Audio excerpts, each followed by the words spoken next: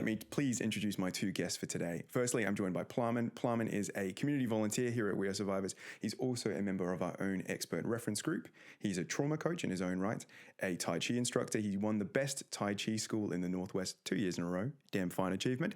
And he's also studying psychology and counseling at the moment. Plaman, welcome to the show. Thank you for having me here. And I'm also joined by a returning guest, our very own Christopher. Christopher is our lived experience lead here at We Are Survivors. He used to be a member of our expert reference group, and he's also a member of my team, the community development team here. Christopher, welcome back. Thank you for having me back.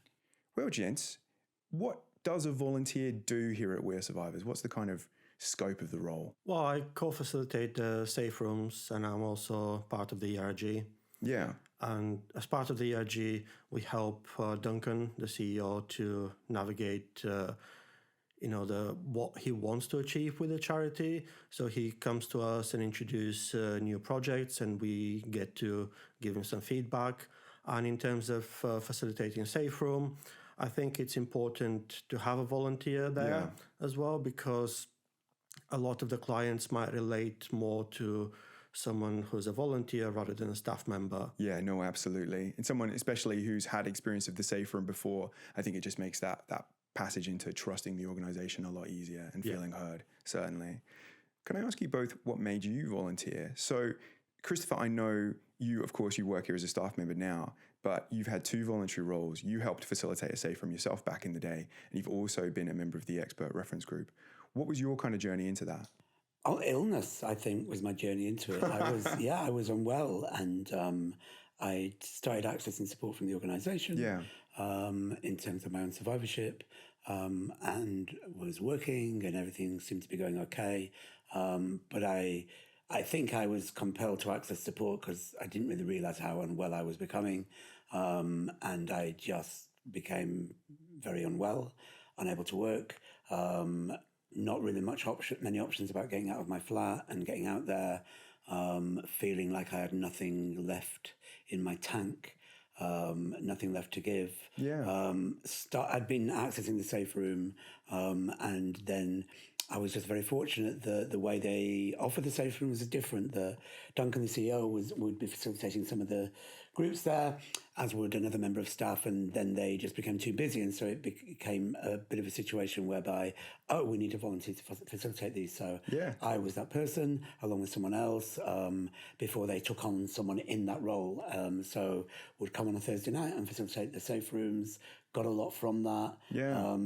Gave me a bit of a purpose again, made me, very slowly, because it takes a long time for me to do that, but made me believe in myself. And it was sort of chipping away, and I don't think I even realised it was doing any of that. It also didn't take away from me what I needed, which was the support of the safe room. So even though I was facilitating it, I was also a member of it, and I could continue to be a member of it. And I think for me that was really important. And then from that, I just had chats with Duncan, and he'd mentioned the ERG, and he mentioned the fact that they'd been trying to get off the ground for a year or so, and they were going to have a new launch of it. And so I was involved in that, and asked to come on board, which I did. That was a few years ago. And then from there, it's sort of naturally. My wellness got better as opposed to my illness becoming. When you first said illness was your pathway in, I just sort of imagined Duncan getting a cold, and he sort of gives you a sheriff badge and his gun, and he says, "Run the safe room, Christopher." So it doesn't sound like that. I do have to say, though, the first time I facilitated a safe room, I think was because someone was stuck in Amsterdam who was meant to be facilitating a safe room. And I got this call saying, "Can you get here in an hour?" And it was a group I'd never been in before. I was really nervous, and it was a bit of a baptism of fire, but it was exactly what I needed. Because it was great. And Yeah, and what about yourself, Plaman? What made you volunteer? I think it was my experience here. It took me quite a while to access the services, maybe about 4 years from the time I learned about survivors to actually picking up the phone and making that self-referral. But once I got in, I had such a transformative experience. I mean, it was such a positive experience for me. And I think at one point I just thought that it's going to be really good to be part of this experience. And, I was always lacking confidence, always, was in a bad place, stuck in a dead-end job. Sure. And it was here during therapy I still remember that day with Rebecca. Yeah. I was just reflecting on my experience and how much I improved. And I thought, you know what? I'm going to apply for university because I always wanted to go to university. I always wanted to study psychology or counseling ever since I can remember. And that felt like the right moment. Yeah. So I went to university, and it's been such an amazing journey since then. I mean, I got involved with the British Psychological Society. Yeah. Recently, a few weeks ago, I was invited to give a keynote speech on trauma. That's incredible. And and I just wanted to be part of this organization to, to contribute something. Yeah, because this isn't often quite a common thing we hear about giving back and wanting to contribute. What does that kind of mean to you, that sort of sentence of I want to give back? I find it a tricky question to answer without seeming like I'm nitpicking. I think that's the right description. So I said that myself. Oh, well, I want to give back. But and I've heard it a lot when people come on the ERG, because now it's part of my role here that I chair the ERG meetings, and part of people and, onboard new members and things. And part of that is most of those members say, quite rightly, they want to give something back because we've really helped them and supported them. And I understand that.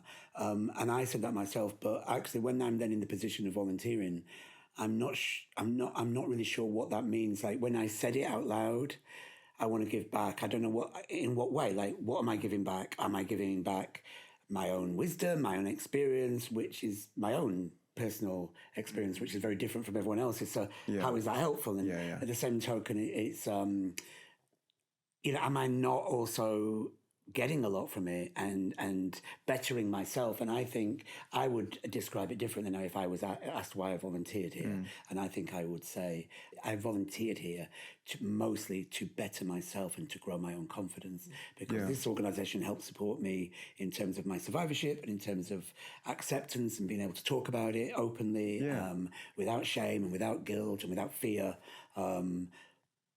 But I still wasn't confident. I still wasn't confident within myself. It's much like what Plaman's saying. Yeah. And I learned lots of skills I didn't know I had. Yeah. So I learned that I was good at things that I didn't know I was good at. Yeah. I know I'm great at facilitating safe rooms, and I'm really humble. It's not something I normally say about myself, that I'm great at anything. It's something I shy away from saying that. Yeah. But I can say that hand on heart, and I know that because I hear that and I feel that when I'm in the space, and that comes from having loads of experience. You've been on the other side. Yeah, for years, What you're bringing to a safe room now would have been what you've seen others bring before, and you've learned from it, and you've put your own spin on it. Yeah, and that's what's coming back. Had I not volunteered, I wouldn't be able to be that person. No, that's right. Had I not volunteered, I wouldn't be sitting here. I wouldn't be in this role. And so while I said at the start of volunteering, I want to give something back, I think what I wanted really was to still be heard and to be relevant within survivorship. And I thought that was really important for me. It wasn't just about being able to break my silence. For me personally, it was more about being able to break my silence and be in a position where I can help others do the same. Yeah, no, and I think I'll ask you both later about when someone might know whether they're ready to come into a place like this and volunteer in that way. But when talking to both of you and talking about your experiences about how this place helped you build on your confidence, how it was the sort of next step in your own journeys, what kind of practices did you have to employ as a volunteer or now as a member of staff in order to keep yourself well while being in these kind of spaces? Because obviously it can be incredibly rewarding, certainly, but some of the things you can take on as part of this role naturally as a result of the experiences of men that we talk to and see every day can be very heavy. So what does your sort of self-practice and care look like?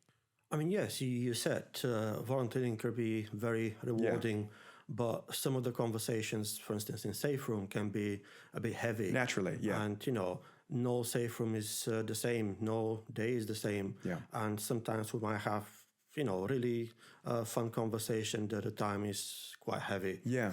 And I think it's important for me as a volunteer to have these skills about self-care and how to protect myself.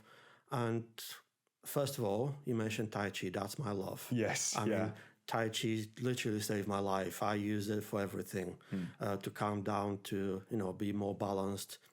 If I ever get triggered, anxious, nervous, it's what you reach for. Yeah. I do some Tai Chi and it instantly calms me down. But another thing is what's typical for survivors and people with lived experience of trauma is they dissociate, they step isolate backwards. themselves. Yeah. So self-isolation, that was my experience as well. So when I get triggered, I look for connection. I have my own support groups, and I think that's really important to have a support group. Absolutely. What about yourself, Christopher? Is there anything you feel like you sort of used or relied on? I mean, I've had a few troublesome experiences. And when I say troublesome, I mean just in terms of the impact on me due to things that remind me of stuff. And exactly the same. Yeah, and some of it is so unexpected because it's I can hear people talk about their experience of abuse and of rape and of sexual harms, and I'm okay with that, and I'm at peace with that, and I feel, in a way, a sense of privilege at being in a space where someone feels safe 100%. enough to do that. Yeah. And but sometimes other things are mentioned which, have affected me. And the thing I do most before anything else now is I say to someone I need some help. That's what I say, and I'm not afraid of doing that. Yeah. And it took me a while to do that. And I think when I first started working here, there was a couple of experiences I had where I burst into tears and had to leave the office, and then that comes with all its own, oh my God, how does that look? No one had even noticed, but not in a bad way, but I sort of hid it well. But yeah, that was a bit scary. And so it's a question of, okay, this has happened. It's made me feel this way. I don't know if that's fair on that person or if that's just because of my own experience. Yeah. I need to talk this out with someone. I get it. Yeah. I need to get support. And we are supported really well here. And we also have a lot of external support. But the other thing I do, which is something I learned through my recovery and support within here, is write. And I love to write. And for me, writing is like painting on a page. It's words are everything. And we'll be talking about the impact of writing a little bit later on as well. So that's my self-care. Is 100%. I think being able to express these things is really important as well. And we have a wide degree of support here. So anyone who works in the community has the same external supervision as a therapist gets. But in terms of our volunteers and staff, we have peer supervision groups. We have quarterly safe room groups run by our CEO where we discuss and sort of can workshop issues that come up. We have regular support in the office, and I mean this in an endearing way, and I much prefer to be next to a therapist than a rat, but you are as close to a therapist in this office at all times as you are to a rat in London. You could literally trip over one at any given moment, health and safety policy notwithstanding.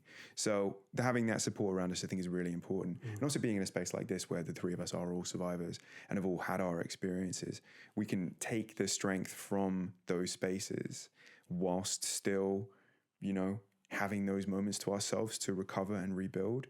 The fact that it's really nice when my guys ask me if I'm okay, but I know that they never need to worry, and that's really, really rewarding to know that I can be there for them and they don't have to be there for me. I can still learn from them every single time. Yeah. I just want to mention something that I really relate to what Christopher said about being triggered, because and it shows how important it is for people to have access to services like this. Yeah, 100%. Because years ago, when I got triggered, it would take me days, if not weeks, with panic attacks and not being able to get out of home just because I'm triggered and I wasn't able to regulate myself. And I remember one time when I got triggered in a safe room, somebody was talking about experiences really similar to mine. And I did get triggered, but it took me about 5 minutes to calm down. And it shows a lot. That's incredible in terms of progression. That's amazing. That's like a lifetime of change. When we talk about the role that survivors play in the healing of others as, other clients within the safe room, because that's what it's really about, is everyone sort of leans on each other, or as volunteers or as staff members. Why do you think it's so important to center survivor voices within this organization, both by having, moments like this together, but also our own expert reference group?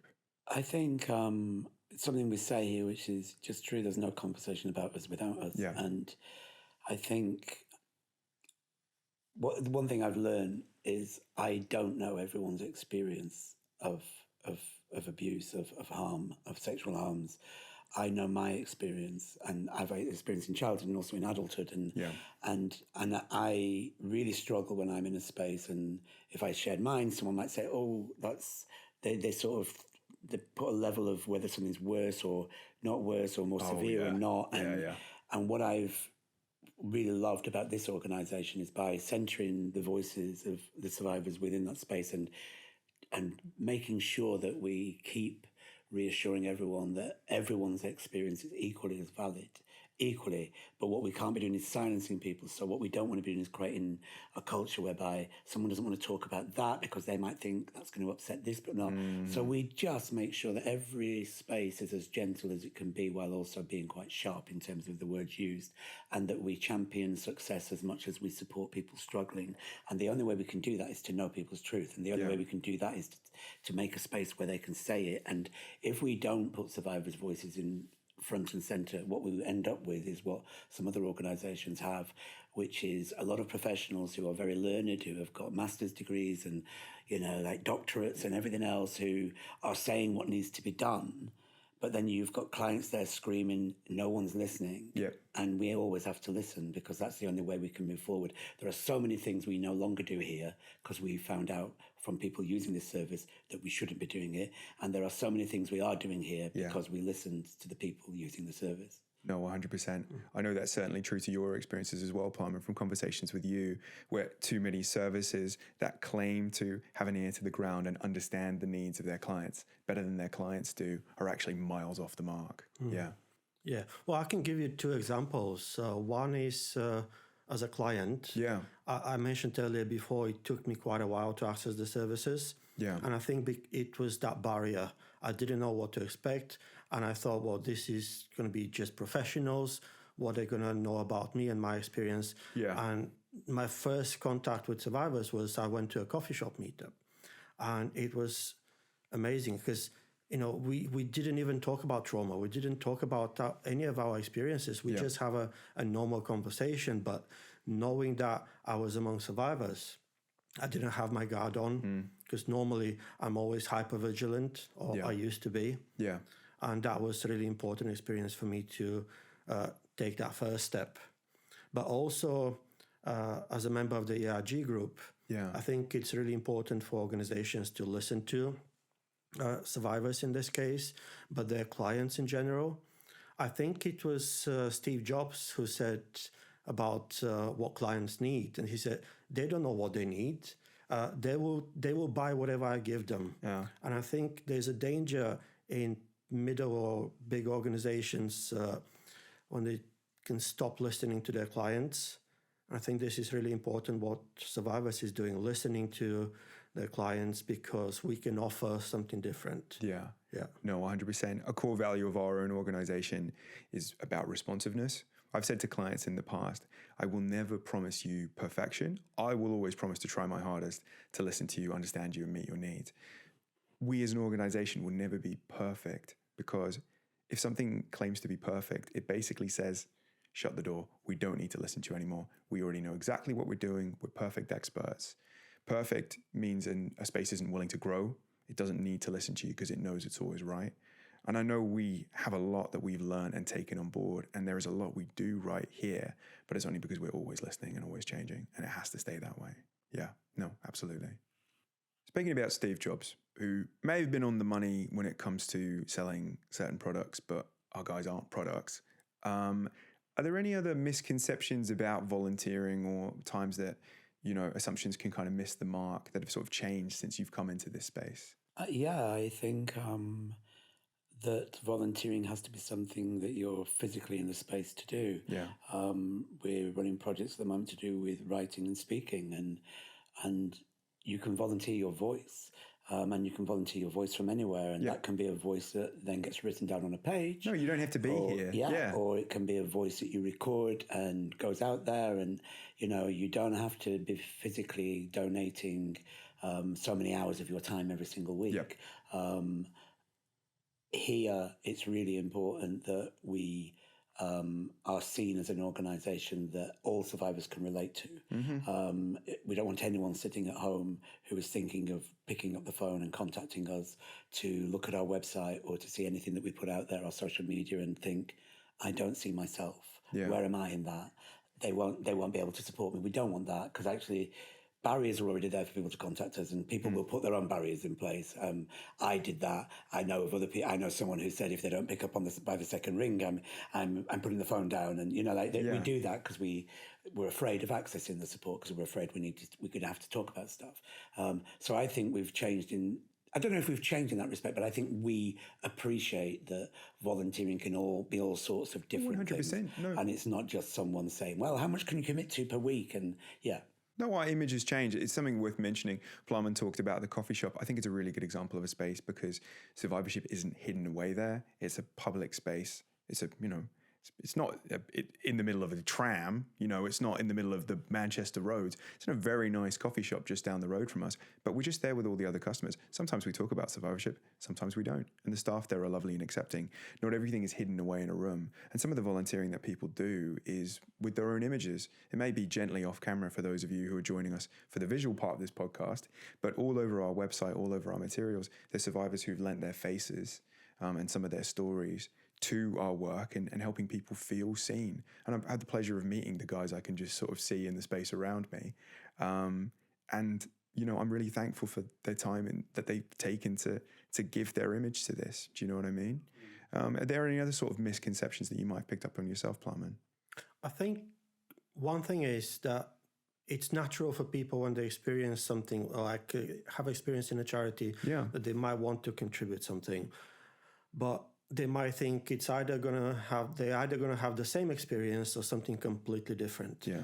And I remember when I mentioned to one of my friends that I want to volunteer here, she said, well, just be careful because, there are many people who go to either work for a charity or volunteer, and there's a mismatch between the expectations and what they see behind the curtain. And I wasn't sure what I'm going to see behind the curtains. And I'll give you an example. So as a committee member of the British Psychological Society, we helped to organize a careers fair for psychology students at Chester University. Oh, perfect. And when I went there, I got to talk to one of the top level managers in the NHS. Yeah. So she was talking about psychology students, many of them wanting to go into clinical psychology because they really want to work with people. Yeah, of course. But the thing is, they spent about 10 years of their life pursuing a doctorate, and they start working in the NHS, and as soon as they get promoted, they get to do paperwork and admin, and they don't work with people. No. And I think that's why it's important for people to have opportunities to see what it's like on a day-to-day basis, what it's like to work for an organization or volunteer. That's a good opportunity, volunteering, to see behind the curtain and decide if that's something of interest. You need to know that your time there is going to be valued. You need to see the kind of ethics of the organization, how it actually runs from behind the scene, because the outward show is only part of the story. We've talked here before, we've interviewed Jamie, who sort of leads our operations division, but all the little things that take place to make sure that our spaces are safe, you can see that, and you can see what protections are in place for staff members, for volunteers, and know, am I going to be looked after here? And that's really important. That's a really valuable skill. Yeah. Well, just want to mention something. So every time I get to interact with customer service of any organization, if the customer service is bad or if they treat their clients badly, my first thought is, well, imagine how they treat them.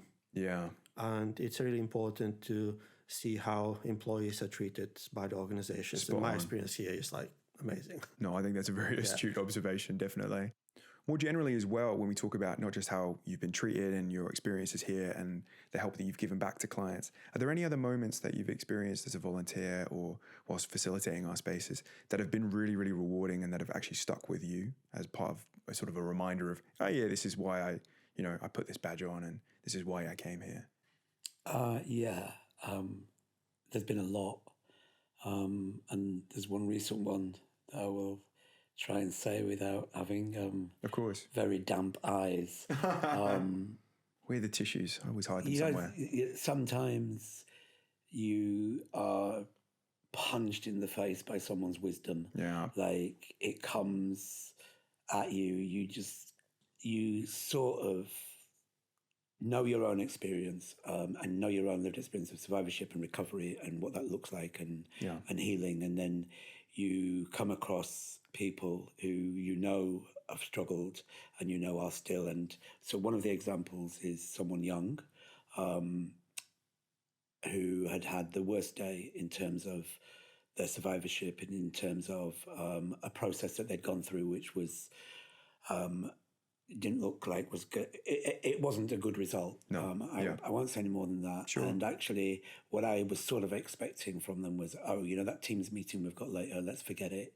And they had this day, and they came on the Teams meeting with myself, and they'd written something for a project that we're doing called I Wish You Knew. Yes. And they'd sent it to me, and they do a lot of writing, but they're not sure if their writing's any good, and they really were doubtful about that. And I read out what he'd written, and I got the huge privilege of seeing his face as I was reading out his words. Yeah.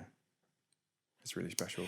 And his face lit up with so much joy. So the fact that I could give him that joy on such a terrible day for him, by reading him his own words about what had happened to him, and what had happened to him that day, in some way should have told him he wasn't being believed, and he knows he was believed.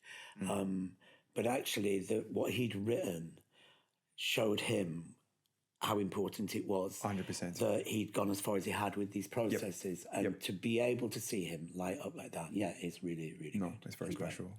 What about yourself, Plaman? I just realized that this podcast interview feels like a full circle for me. Yeah. Because one of the turning points in my life was there was this businessman that I was following on social media, and I watched a podcast interview that he was giving, and he was talking about his business success and how much he achieved. And during the interview, he mentioned that he's a survivor. Yeah. And it was like... Just sort of came out of nowhere. Yeah. Came out of nowhere.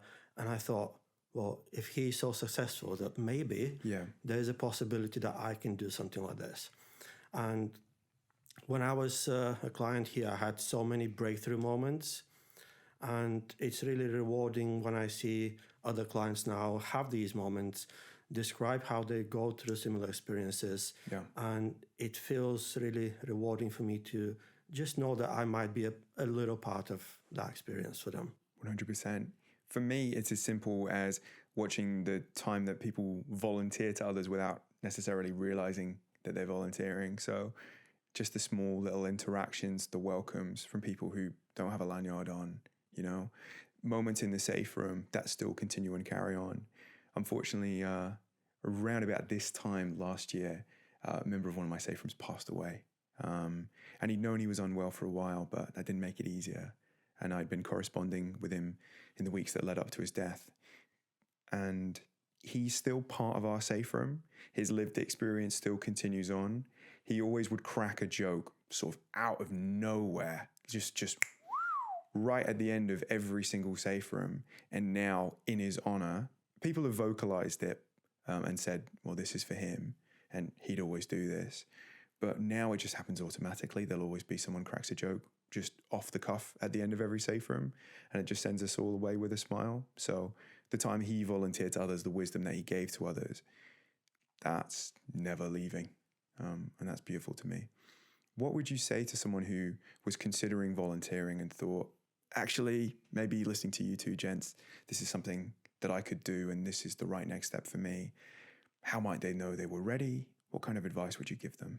I would say only you know if you're ready, and sometimes you only know that if you start doing it. Yeah. And I think the important thing is to know when you're not ready. I think the important thing is to know that if you find out you're not ready, that's okay. To say something, it's fine, and you can pause and come back to anything. 100%. And I think also you never know where it will take you, and you never know the opportunities that may come your way. Mm-hmm. Know what you expect, manage your expectations, be clear about what you want from it, be clear about why you're going into it. And just go with the flow, really. Mm-hmm. Perfect. What about yourself, Plaman? Well, I'll give you an example. I've been a member of a coaching mastermind group for about 7-8 years now. Yeah. And I remember having a conversation with them a few years ago. I said, you know what? I don't need you anymore. I don't need to come here. I only come here because I want to now. And there's a massive difference between needing something and wanting to be involved with it. Yeah. And I think definitely when I stopped being a client here, I just felt that I just still want to be connected. I didn't need to be a client anymore. I just wanted to be here. Yeah. And I wanted to, That feels like an important difference. Yeah. No, thank you both very much, gentlemen, for your time today and for your discussions. And if you will please join me, I will talk a little bit more about a project we've mentioned briefly earlier called I Wish You Knew.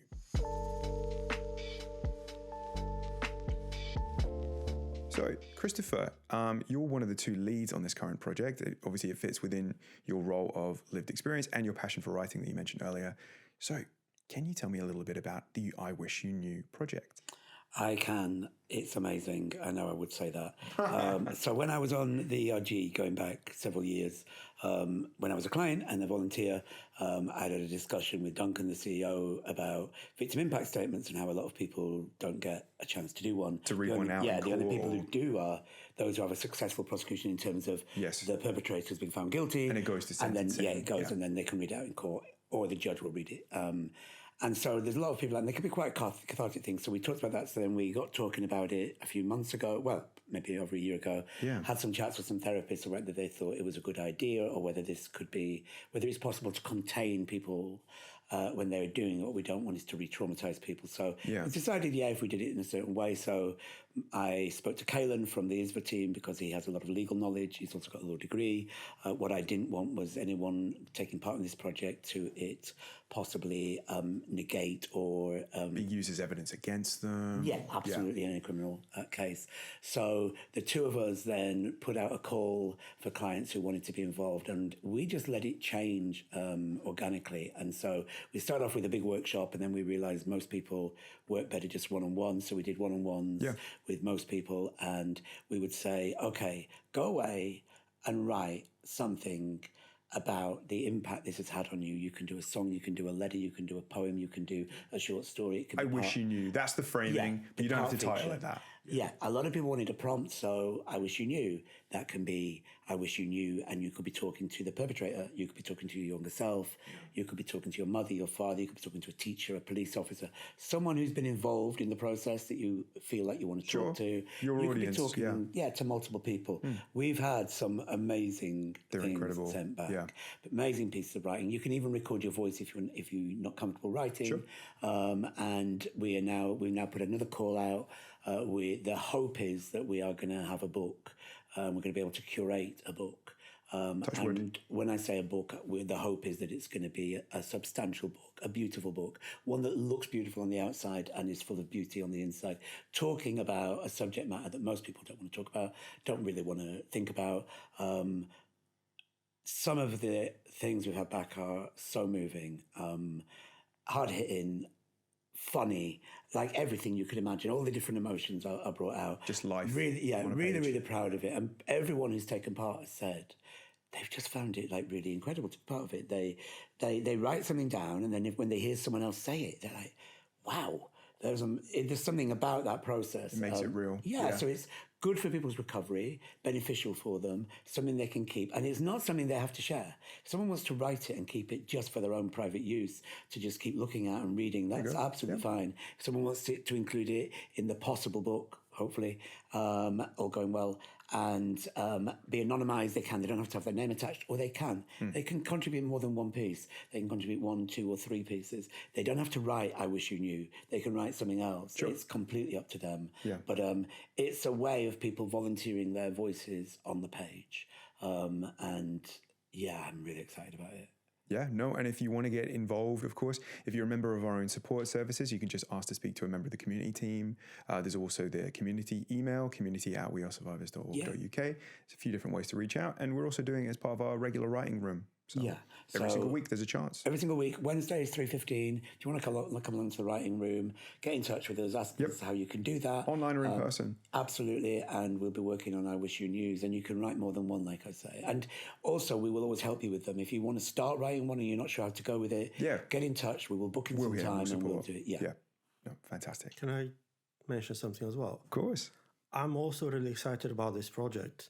Ever since Christopher told me, I'm just really excited because, I went public with my story a couple of years ago, And it was actually during Safe Room when I made that decision to go public. Yeah. But the thing is, it was a transformative experience for me, and it gave me like a new life. But the thing is, I lost my parents quite a long time ago, and I never had the opportunity to tell them. And for me, that felt like, well, I can tell them. Yeah. But it's one thing to write a letter, but just the opportunity to put it out there, make it public, for me is it's a next step. Really important, yeah. No, thank you, Plaman. That's beautiful. For our final segment of the day, it's the letters segment. Now, it could not be any more appropriate than to use this space to showcase the ongoing I Wish You Knew project. Of course, the conversations and accounts contained within these pieces are sensitive. You may find them triggering, but I believe you will also find them beautiful. So if you do wish to tune in and enjoy one of these pieces now with us, here's Christopher reading a piece called Dear Gabby. Dear Gabby, I'm sorry for being a weirdo. If you could only understand what I've been through, but it happened before you were born. But I was abused by our uncle. I've been dying to tell you, and I'm sorry it has taken so long, but I've been terrified for the fallout, and it is why I waited for Mum to pass before I gave you this. But I really need you now. It's why I rebelled at school. I couldn't focus. I couldn't concentrate. I couldn't look at my mates without wondering whether their uncle touched them, wondering whether what I was going through was normal. I wish I could tell all my old teachers what happened. I think it would be clear why I avoided PE and having to change. I wish I could tell them I rebelled for attention. It's why I've struggled with relationships. I'm so shy, I was terrified every time you suggested meeting one of your friends. I should have had kids in my 20s or 30s, but I just felt like I hadn't conquered this yet. It's why I drink like I do, and why my mental health has suffered. For 35 years, I have walked around with a feeling of needing to protect myself. Gabby, I might as well be brutally honest. I keep an axe by my bed because I can't shake the feeling of needing to be on guard. It was that got me the best part of 4 years in prison. But I'm working at it. I have worked with loads of mental health charities. One of them has helped me write this letter. I have defeated the drugs and I have avoided going back to prison. I can't shake the beer and I know I can snap sometimes, but I swear to God that I'm going to tackle this. I have felt like my life has been stunted since I was a kid, and I'm worried you are going to blame me. But this is why I am like I am. Lots of love, your big brother Craig. On that beautiful ending note, I wanted to ask you, gentlemen, well, firstly, I want to say thank you for your time on the podcast today, for what you've shared and what you've said. But for anyone listening out there today, be they a survivor themselves or a supporter, is there a final message you want to send out across the airwaves? Yeah, if you need our support, please do get in touch. When we support people, we do it at your pace. We do what you need us to do as best as we can. And yeah, we don't rush anyone into anything. And no one has to say any words they're not comfortable saying ever when they come through our doors. So yeah, we create really safe spaces here. I wouldn't be sat here, I wouldn't be talking like this if I hadn't picked up the phone, and mine was through desperation, and I wish I'd not really let it get to that. But it's got a happy ending because I'm here, and that's great. And I would just say to anyone listening to this, if you've been affected by this in any way and you think you need any support, just get in contact with us, however best that is for you. Yeah. What about yourself, Plaman? A little goodbye for the audience?